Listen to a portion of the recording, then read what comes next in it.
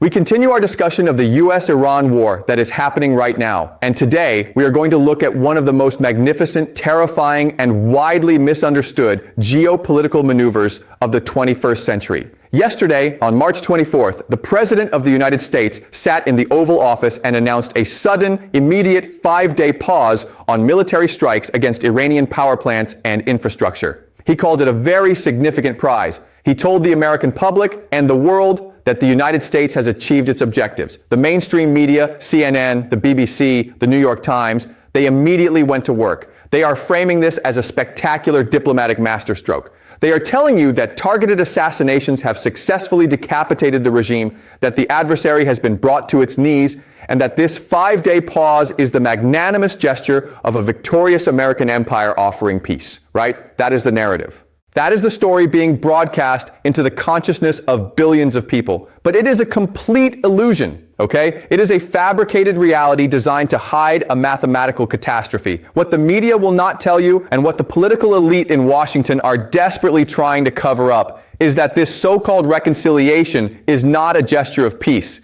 It is a mathematically forced surrender. It is a strategic retreat disguised as a diplomatic victory. To understand why this is happening, we have to look past the political theater and look at the game theory. The game you think they are playing, a game of territorial dominance and ideological supremacy, is not the game they are actually playing. The real game is logistics. The real game is attrition. And the United States is mathematically losing. Let us look at the brutal reality of the battlefield over the last few weeks. Since this escalation began, Iran has not been trying to wipe out the American military in one massive apocalyptic blow. That is what amateurs expect.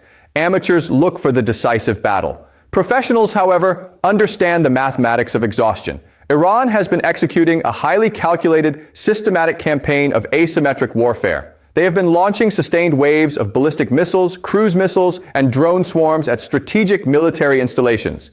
They have continuously targeted Nevatim Air Base.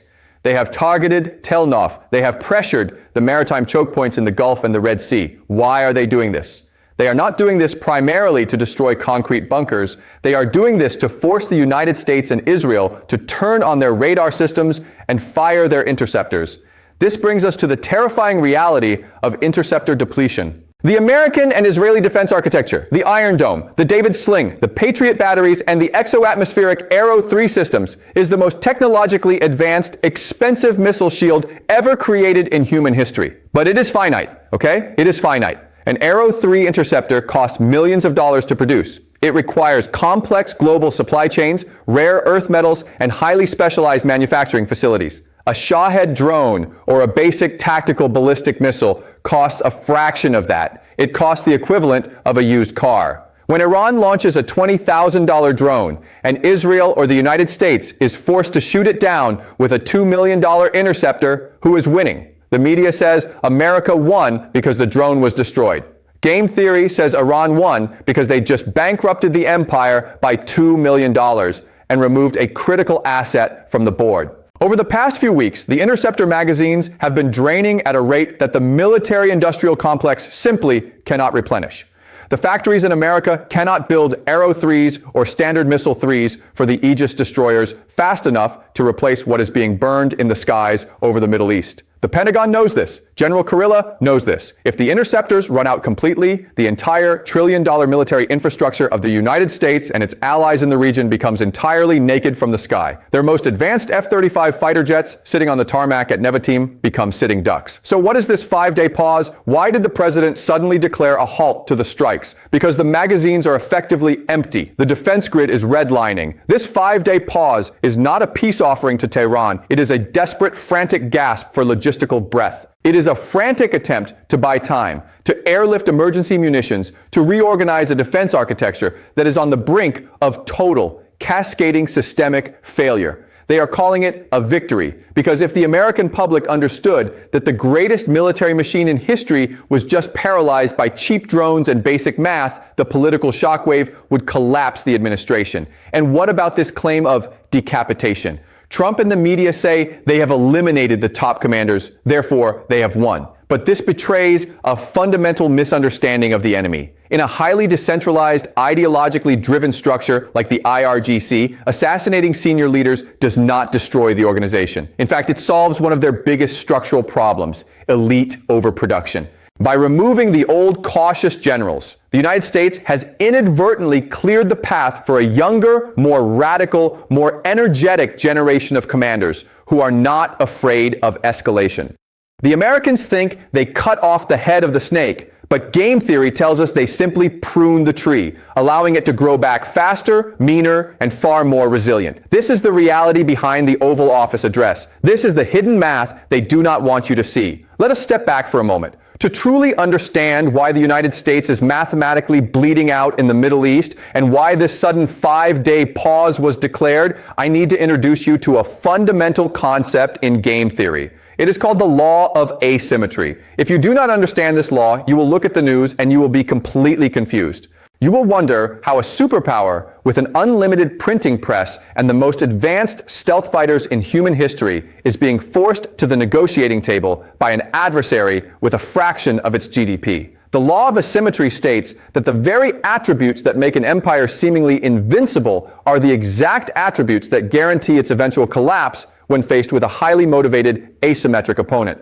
Think about the pillars of the American empire. It relies on massive wealth, complex organization, and an overwhelming technological advantage. It builds weapons like the F-35 stealth fighter, an extraordinary machine. But think about what it takes to operate one single F-35. It requires a 50 square kilometer base like Nevatim. It requires reinforced concrete runways. It requires a globally connected supply chain of rare earth minerals, microchips, and highly specialized maintenance crews working thousands of hours. It is an apex predator, but it is incredibly fragile. It requires an environment of total dominance to function. Now look at the asymmetric adversary. Iran does not try to match the United States jet for jet. That would be suicidal. Instead, they weaponize the empire's complexity against it. They rely on energy, cohesion, and the brutal mathematics of attrition. They build Shahed drones and basic ballistic missiles. These do not require massive, vulnerable airstrips. They can be launched from the back of a civilian truck moving through the jagged terrain of the Zagros Mountains. They can be fired from deep underground bunker complexes that satellite imagery cannot penetrate. This is the essence of modern guerrilla warfare. It is high-tech hide and seek. The United States and Israel are currently attempting to execute 21st century siege warfare. Their strategy is aerospace supremacy. They want to carpet bomb, precision strike, and decapitate the leadership from the sky. They want a short, fast, decisive war. Why? Because the American empire does not have the political will, nor the manufacturing capacity to fight a long war. The American public does not care enough to endure years of economic hardship for a conflict thousands of miles away. But for the Iranians, this is an existential struggle. It is a matter of civilizational survival. Their religious and national cohesion gives them the energy to endure. So Iran refuses to give the empire the short war it desperately needs. Instead, they engage in guerrilla attrition. They launch continuous, cheap, dispersed swarms of drones and missiles. They do not even need these weapons to hit their targets to be successful. That is the genius of the asymmetry. Simply forcing the Iron Dome, David Sling, and Arrow 3 systems to engage is a victory. The empire is forced to spend millions of dollars and degrade its finite, irreplaceable interceptor stockpiles just to shoot down flying lawnmowers. The empire's organization and wealth become its prison. This brings us to the most dangerous phenomenon of all, the hubris trap. When a nation possesses the most advanced military technology on the planet, its leaders develop a god complex. They become intellectually lazy. They begin to believe their own propaganda. They look at their satellites and their stealth bombers, and they think technology can conquer geography. They think technology can conquer human will. The American elite, suffering from massive elite overproduction, where too many politicians and generals are fighting for status and power within a shrinking pie, refuse to look at the basic math. They thought that by dropping precision bombs and eliminating a few commanders, the adversary would simply surrender. They were blind to their own arrogance. Hubris makes you repeat the same mistakes over and over again. They assumed the interceptor shield was a magic wall. They never calculated what would happen when the enemy realized the wall had a finite battery life. And now the battery is flashing red. The hubris trap has snapped shut. The empire is caught in a war where its superior weapons are useless without the defensive shield to protect their bases, and the shield is mathematically bankrupting the empire to maintain. This is not a failure of courage, it is a failure of game theory. The Americans played a game of technological supremacy, while the Iranians played a game of logistical exhaustion. And in a long timeline, the law of asymmetry dictates that attrition will always break complexity, always. The 5-day pause is the sound of an empire hitting the absolute limit of its logistical reality. Let us apply this theoretical framework directly to the geopolitical chessboard we are watching today. The American media focuses entirely on the sky. They look at the ballistic missiles, the drone swarms, and the glowing intercepts over the desert. But to understand why the President of the United States suddenly declared a 5-day pause, you have to look down at the water. You have to look at the Strait of Hormuz. This is the ultimate geopolitical chokehold.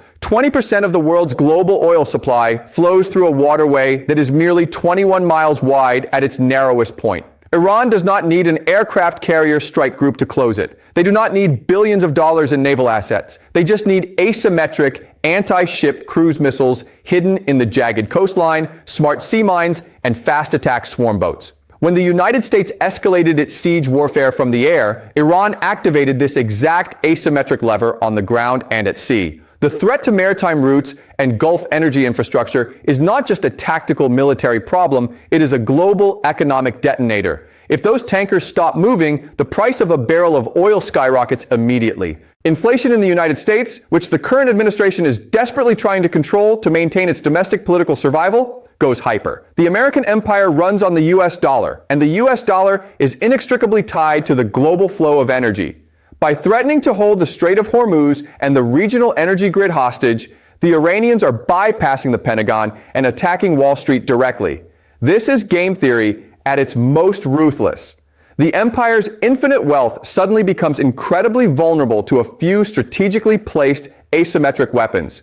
Do you see how the trap works? Trump's ceasefire is not about saving Iranian power plants out of the goodness of his heart. It is about preventing an American economic heart attack. Now, let us analyze this desperate narrative of decapitation. The administration is parading the assassinations of senior Iranian commanders as a decisive, war-ending victory. They are telling the American public that they have cut the head off the snake. This is a profound, catastrophic misreading of the adversary's sociology and organizational structure. It is pure hubris. When you are fighting a conventional Western military, a strict top-down hierarchy, eliminating the generals might cause paralysis. But the IRGC and the broader network of regional resistance are not structured like a corporate boardroom. They are a decentralized, ideologically driven web.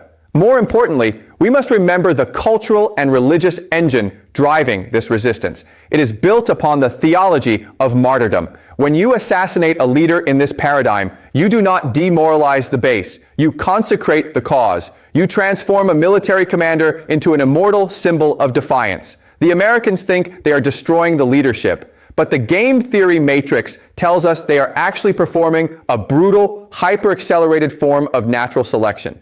The older, perhaps more cautious, pragmatic generals are removed from the board, and who replaces them? A younger, highly radicalized, technologically native generation of commanders who grew up under maximum pressure and have absolutely zero interest in compromise. You are not decapitating the organization. You are injecting it with high-octane fuel. You are forcing the enemy to become more cohesive, more energetic, and far more lethal. The United States spent billions of dollars on precision intelligence to execute these strikes, completely blind to the fact that they were actively strengthening the enemy's psychological resolve. And this brings us to the domestic collapse within the American empire itself, driven by a phenomenon we call elite overproduction. Why is the United States military machine suddenly hitting the brakes? Because the political elites in Washington are tearing each other apart. In a declining empire, there are too many elites competing for a shrinking pool of resources and power. You have the military-industrial complex demanding more contracts, more weapons, and endless war.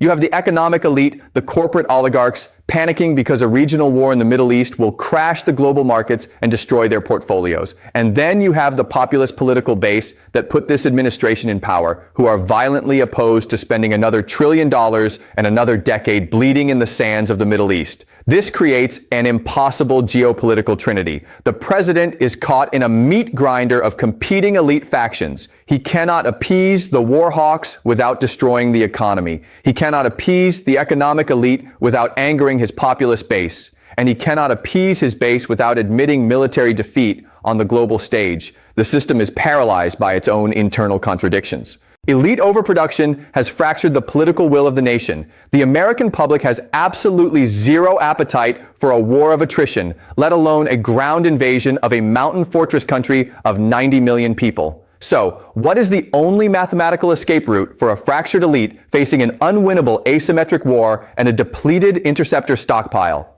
You declare a sudden unilateral ceasefire. You call it a prize. You declare victory and you run for the exit before the entire facade collapses. The 5-day pause is the sound of the American political consensus breaking under the weight of its own empire. Let us now move to the final phase of our analysis. We must project this matrix forward. We must look at the predictive history of how this conflict actually ends. The President of the United States has put forward a so-called 15-point peace plan. He is standing at the podium, flanked by his generals, demanding sweeping concessions from Tehran in exchange for this magnanimous 5-day pause in aerial bombardments. I want you to listen to me very carefully. This peace plan is not a diplomatic strategy. It is a geopolitical hallucination. It is the final desperate bluff of a poker player who has just realized he is holding a pair of twos while his opponent holds a royal flush of geographical and mathematical advantage. Why will Iran never accept this unconditional surrender? Because the Iranian strategists are not watching American cable news. They are looking at the exact same game theory matrix that we are looking at right now. In game theory, a rational actor only accepts a negotiated surrender when the projected cost of continuing the conflict dramatically outweighs the cost of capitulation. For the United States, the cost of continuing this war is the total depletion of their $1 trillion interceptor grid, the collapse of their regional deterrence, and the ignition of a global economic depression via the Strait of Hormuz. The cost of capitulation for the United States is simply geopolitical embarrassment. They pack up their bases, they sail their aircraft carriers back to San Diego, and life in America goes on. But for Iran, the calculus is fundamentally inverted. The cost of capitulation is the total dismantling of their civilization, the installation of a puppet regime, and the erasure of their sovereignty. It is existential death. And what is their cost to continue fighting? It is simply the cost of manufacturing another batch of $20,000 drone swarms. It is the cost of retreating deeper into the Zagros Mountains, hiding inside their subterranean fortresses, and playing the ultimate game of guerrilla hide and seek. The Iranians know with absolute mathematical certainty that the United States cannot and will not launch a ground invasion. A ground invasion of a mountainous nation of 90 million people backed by an energized and cohesive society would make the Vietnam War look like a minor skirmish. The Pentagon knows this, the White House knows this, and most importantly, Tehran knows this. So we have a 5-day clock ticking down. Tick tock. What happens when the 5-day pause expires? The United States is praying that the psychological weight of their stealth bombers and the threat of total destruction will force Iran to blink. But Iran is not going to blink. They are simply using these 5 days to reload the launch tubes, recalibrate their targeting algorithms, and move their asymmetric assets deeper underground. When the clock strikes 0, the United States will be forced to make the most agonizing decision in the history of the American empire.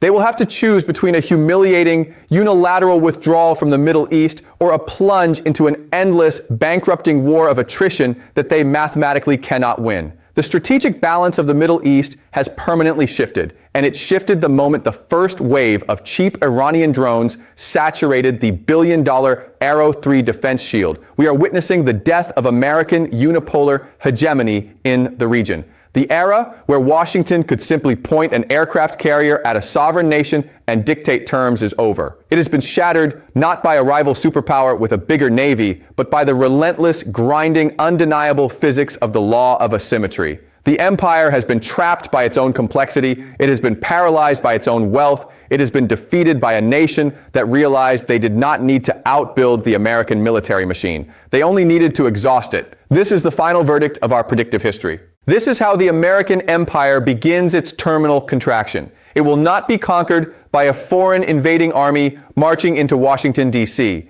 It will collapse from the inside out, driven by elite overproduction, blinded by the hubris of its own technological mythology, and bankrupted by attempting to fight asymmetric wars against highly cohesive, deeply motivated adversaries. Trump's sudden reconciliation, this desperate 5-day pause, is not the dawn of a new Middle Eastern peace. It is the sound of the structural pillars of the American global order cracking under the mathematical weight of attrition. The game has fundamentally changed. The interceptors are gone, the factories are empty, the mountains of Iran remain impenetrable, and the illusion of absolute American invincibility has evaporated into the desert air. Do not listen to the political theater. Do not be distracted by the media narratives. Watch the logistics. Watch the mathematics. Because the math tells us that the United States has walked blindly into the ultimate geopolitical checkmate, and there are no more moves left on the board. Class dismissed.